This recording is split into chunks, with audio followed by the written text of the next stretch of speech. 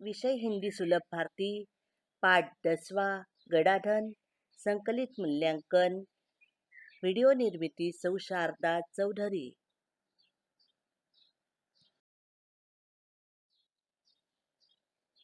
कोष्टक में से उचित शब्द चुनकर रिक्त स्थानों की पूर्ति करो। पर्याय गप्पे, तीर्थयात्रा, खुदाई, उत्साह, परिश्रम। उन्होंने रात के समय डैश डैश का काम आरंभ किया। उत्तर उन्होंने रात के समय खुदाई का काम आरंभ किया। चारों बेटे इधर उधर बैठकर डैश डैश मारा करते थे। चारों बेटे इधर उधर बैठकर गप्पे मारा करते थे। हम दूर डैश डैश पर जा रहे हैं। हम दूर तीर्थ यात्रा पर जा रहे हैं। चारों के मन में डैश डैश जाग गया। चारों के मन में उत्साह जाग गया। जीवन में डैश डैश के बिना कुछ भी संभव नहीं है। जीवन में परिश्रम के बिना कुछ भी संभव नहीं है।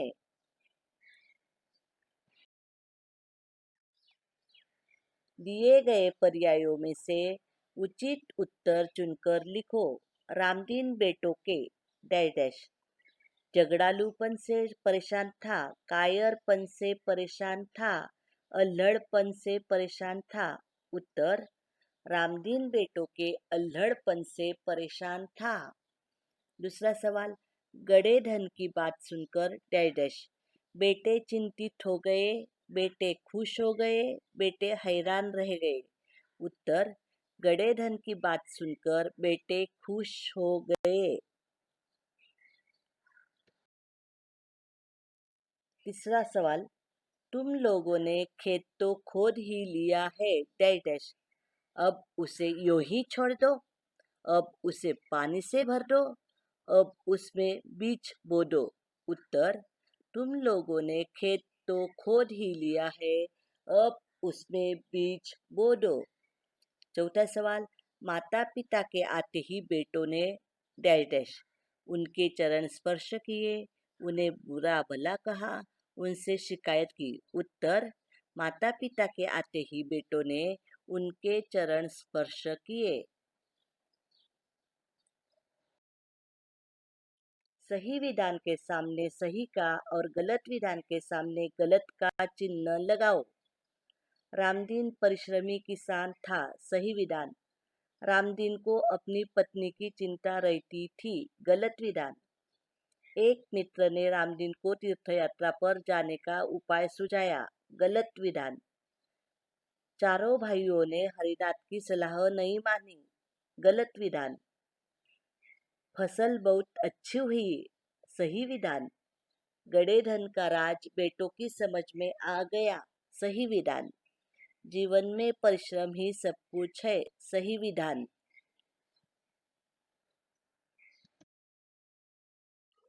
निम्नलिखित प्रश्नों के उत्तर एक एक वाक्य में लिखो। रामदीन के बेटे कैसे थे? उत्तर रामदीन के बेटे बहुत आलसी थे। रामदीन को किसकी चिंता सताया करती थी? उत्तर रामदीन को अपने बेटों के भविष्य की चिंता सताया करती थी। तीसरा सवाल पत्नी ने रामदीन को कहाँ जाने का उपाय सुझाया? उत्तर पत्नी ने रामदीन को तीर्थयात्रा पर जाने का उपाय सुझाया। बेटे क्या सुनकर खुश हुए? उत्तर बेटे खेत में गड़े हुए धन की बात सुनकर खुश हुए।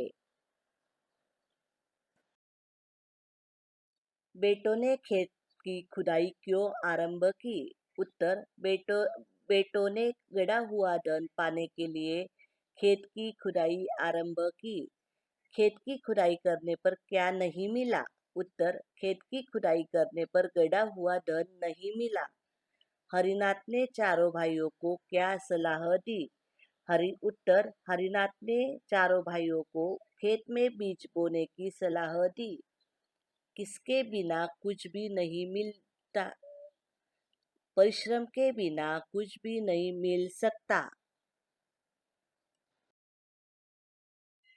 निम्नलिखित प्रश्नों के उत्तर लिखो। रामदीन परेशान क्यों था? उत्तर, रामदीन के चारों बेटे बहुत आलसी और अल्लड़ थे। वे हर समय इधर उधर बैठकर गप्पे मारा करते थे।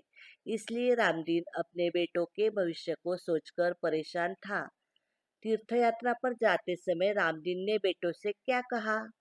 उत्तर, तीर्थयात्रा पर जाते समय रामदीन ने बेटों से कहा कि मैंने खेत में धन गाड़कर छिपा रखा है।